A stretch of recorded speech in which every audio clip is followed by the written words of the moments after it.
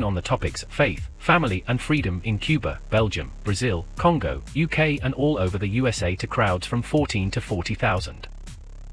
International leadership speaker, trainer and coach. Author of Learn to Raw Leadership, Attitude Hack, Live a More Excellent Life, 5 Battle Strategies of a Victorious Warrior. 2021 President's Lifetime Achievement Award recipient. Founding partner of the John Maxwell team. Toastmaster International Speech Competition semi-finalist.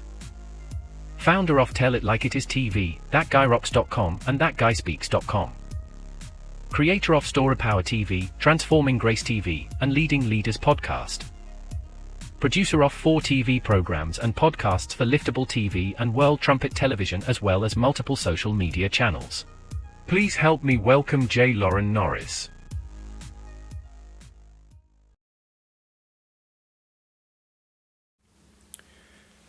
I have my hands on a book. It's an old book. It's called The Aristocrat at the Breakfast Table. It's written in 1955, and I'm going to share a little bit from that book with you today. But there's something really fascinating about the book that tells us a lot about culture, that tells us a lot about, well, where we are today, because the book is 70 years old now.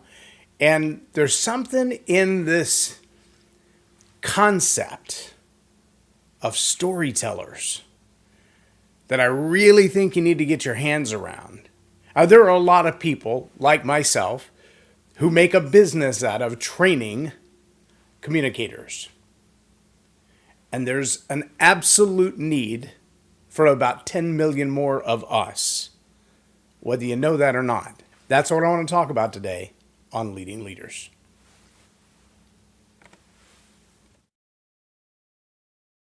Subscribe now for our extensive video library of leadership lessons promoting faith, family, and freedom. I'm J Loren Norris with Leading Leaders Podcast, and I don't want to underestimate, nor do I want to overestimate, the value of good communicators. But I also want you to know that the old phrase that the pen is mightier than the sword, it's becoming more true every day, not less true. We might think in the days of high technology with TikTok and Twitter and Facebook that communication is so diluted that it wouldn't matter if you had something profound to say or not. If a thought ran through your head that was genuinely original, think of that. How bizarre would that be? I mean, we believe that everything under the sun has already happened and there's nothing new under the sun, and so why bother, right? There have been some people in the past who've talked about the value of thinking outside the box, thinking as a practice, as a habit. John Maxwell's written about it. Many others have written about it. In fact, one of my favorite quotes is, "Thinking is hard work. That's why so very few people do it." I also know that there are people who talk about that laziness versus invention, and they say things like, attitude is so important that most people are still trying to get up and get going when hard work has already made its way around the block twice. Those notions are not flippant. It's easy to think that they are. It's easy to think that, well, it doesn't really mean anything to me.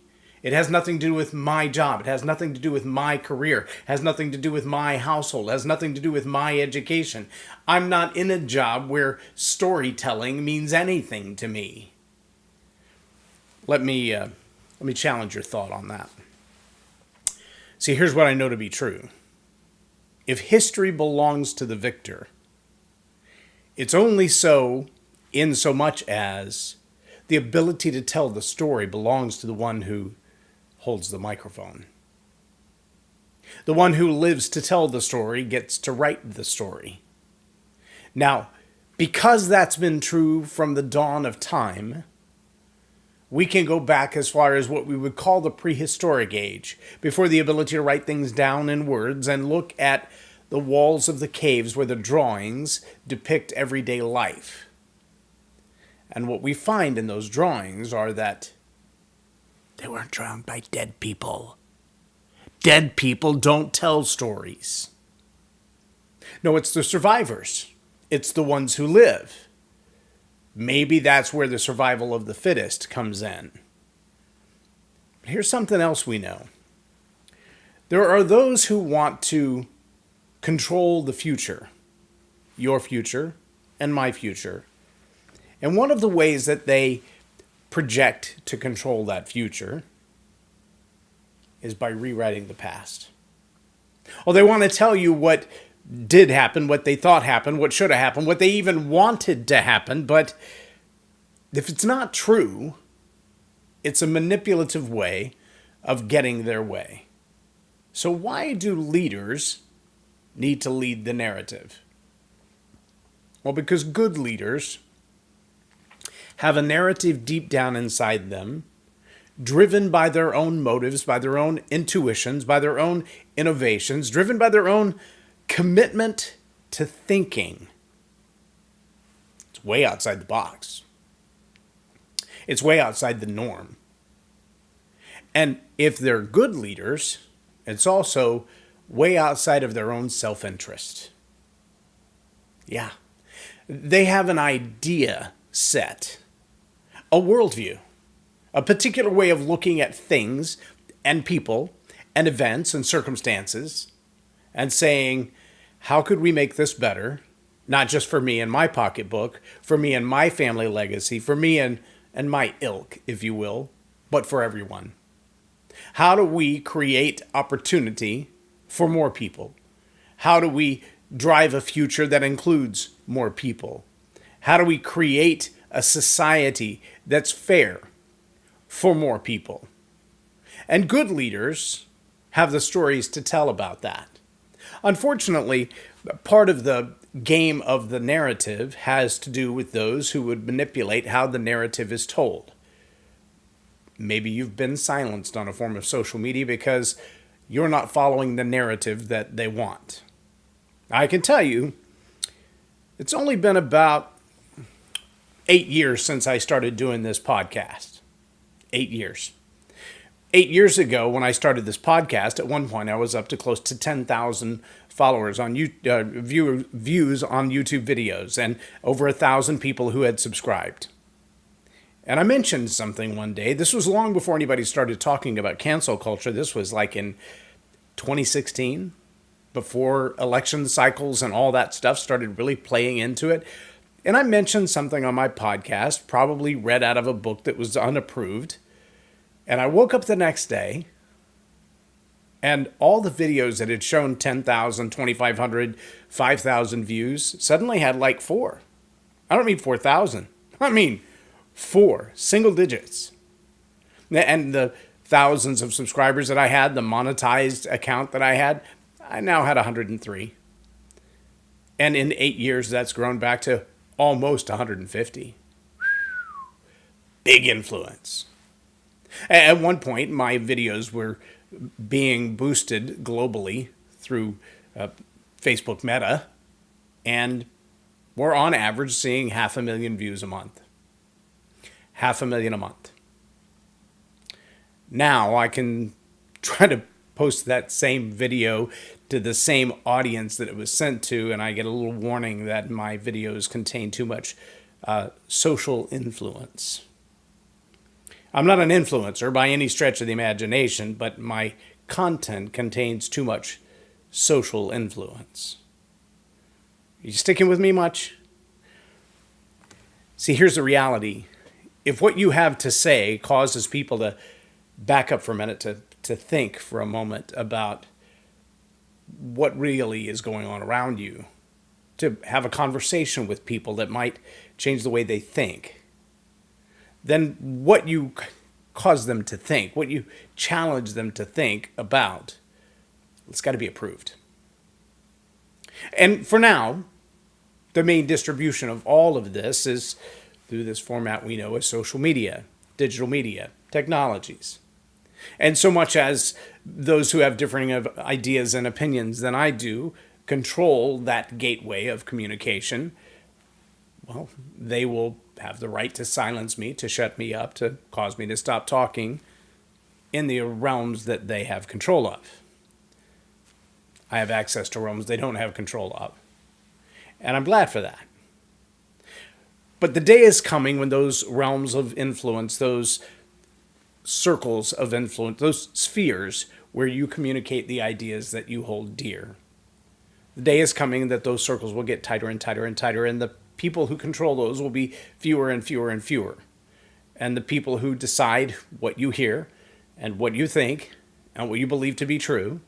I shared a video on my social media this morning from a guy who's got a very big mouth. Apparently he's got a lot of money. He was very good at boxing or kickboxing and made a lot of money, and now he has a very big mouth and some, I think, some unique ideas. I don't agree with all of them. I certainly don't agree with the way he communicates all of his ideas. We just have a different choice of language, but some of his ideas are solid. One of the ones he shared this morning, he shared it whenever I shared it again on my social media this morning, that if enough people say that 2 + 2 is 5, that eventually it will become true. Let me add one word, 2 words in there. Accepted as true. It will not become true. It will become accepted as true. Those 2 words make all the difference in the world. As leaders who have the benefit of others in mind, not just themselves, we've got to not only know the difference, but speak the difference. 2 + 2 = 5. Doesn't matter if one person, 1 million, or 8 billion people believe that to be true. It's not. Gravity doesn't care about your opinion. Gravity doesn't care about your education or your income or your number of followers. If you are a person of influence, your job shouldn't be amassing followers. It should be changing minds and changing the way people think. So why do I say that it's imperative that leaders lead the narrative? Let me give you an example. This is out of my little book here from 1955. This is by, well, let me just read this little paragraph. It's a paragraph and a half here. A lyric conception, my friend, the poet said, hits me like a bullet in the forehead. I have often had the blood drop from my cheeks when it struck and felt like I turned as white as death. Then comes a creeping, as of centipedes running down the spine, the gasp and a great jump of the heart, and then sudden flush and beating of the vessels in my head, and then a long sigh. At last, the poem is written. It's an impromptu, I suppose, then, if you write it so suddenly, I replied. No, he said, far from it. I said written, but I did not say copied. Every such poem has a soul and a body. It is the body of it, or the copy, that men read and publishers pay for. The soul of it is born. In an instant in the poet's soul, it comes to him a thought, tangled in the meshes of a few sweet words. Words that have loved each other from the cradle of the language, but have never been wedded until now. Whether it will ever be fully embodied itself in a bridal train of a dozen stanzas or not is uncertain, but it exists potentially from the instant that the poet turns pale with it. Now, that's not the end of that passage, but it's a very important passage. See, this book is dedicated in the very beginning. It says, every man his own Boswell. Now, Boswell was a reference to a gentleman, but Boswell was a guy who served Oliver Wendell Holmes and others in nature. Not that person, but of the nature. See, Oliver Wendell Holmes, if you don't know that name, who was actually a Supreme Court justice, a guy whose some of his worldviews I absolutely would not agree with. But he made a very powerful observation, because all Supreme Court justices, they have clerks. They have people who work for them whose job it is to study very narrow topics of information. Well, back in the day, the aristocrats, the wealthy, the super wealthy, they didn't have to know everything because they paid someone to know everything. In fact, there's a very interesting little exchange in this book where someone at his breakfast table is challenging Mr. Holmes to a concept. And as they're arguing about it, he says, hold on. Let me ask Boswell. And in that conversation, Boswell comes in and he is an expert on that given topic. Now, every cabinet, every CEO, every executive leader, every commanding general has a team of people around them whose job it is to know what that one leader cannot know. That information that's hard to gather, that's sparse to find, that takes not only research, but also a compilation, the ability to put it all together and to make it make sense. For Oliver Wendell Holmes, the man in his house who did that was a man of color named Boswell. Boswell was the man who never left Mr. Holmes, Dr. Holmes, without an answer. And often it was the braggadocio of the aristocrat to say, my Boswell, my houseman of intellect, is smarter than yours. Often they would have arguments for the purpose of bringing their second in command, if you will, their knowledge-based individual into the argument. But see, at the same time that that was true back in a day, way back in a day, 100 years ago or so, in the U.S., it wasn't lawful for certain people to have that kind of education. It wasn't lawful unless you held that position for you to know some of the things that they were expected to know. Now, you may not know this. Do your homework. Check me out. Make sure I'm not lying to you. But there are places in this world today, in 2022, where it is unlawful for certain people, race, gender, ethnic background, nationality, dialect, religious belief, it's unlawful for them to be educated. If you think I'm kidding, look up the word Boko Haram and figure out what it means. It might surprise you. But for those who are educated, for those who are in the know, for those who bother to read old books, who bother to understand what's going on in society, you'll find that leaders of all calibers, they're readers. They study. They get to know. They also surround themselves with people who are readers, who study, who get to know. And the narratives that are being shoved down our throat by the control of the language, by the control of what you're allowed to say or not to say, the names that you can't repeat in certain social media circles or in front of a news camera, those names shall not be spoken here. That kind of control doesn't like people who take time to get to know. Look back through history. Ask yourself, why in the past have there been book burnings? Who does it? Why did they do it? What did they burn? What are they trying to keep you from? Leaders need to lead the narrative because the narrative that's led by anyone is led for a purpose. People don't lead narratives because they're bored. They lead narratives because they must. They lead narratives to drive an agenda. They lead narratives to collect stories. And those leaders who lead narratives must be articulate storytellers. You've got to be able to find the stories that matter, to collect the stories that matter, to deliver the stories that matter. Sometimes that means understanding things that you disagree with, to be able to tell the truth, even when it's uncomfortable.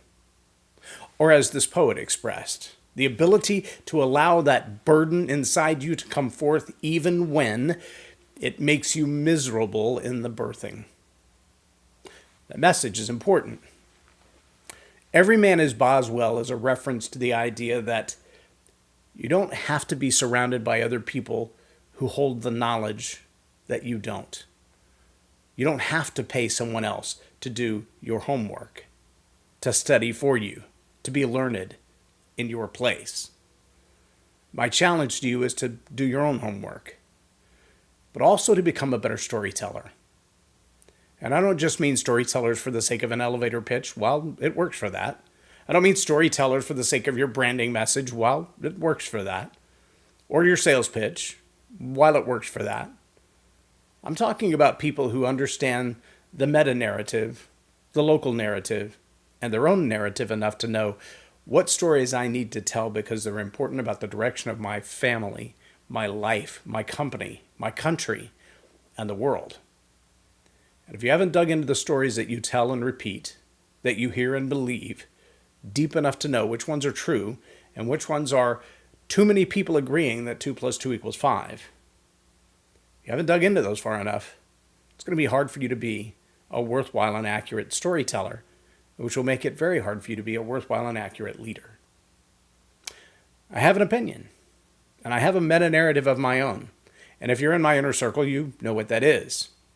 And if you're not, and you want to know, come closer, I'll tell you. I'm J Loren Norris with Leading Leaders Podcast for Tell It Like It Is TV. Have a blessed day.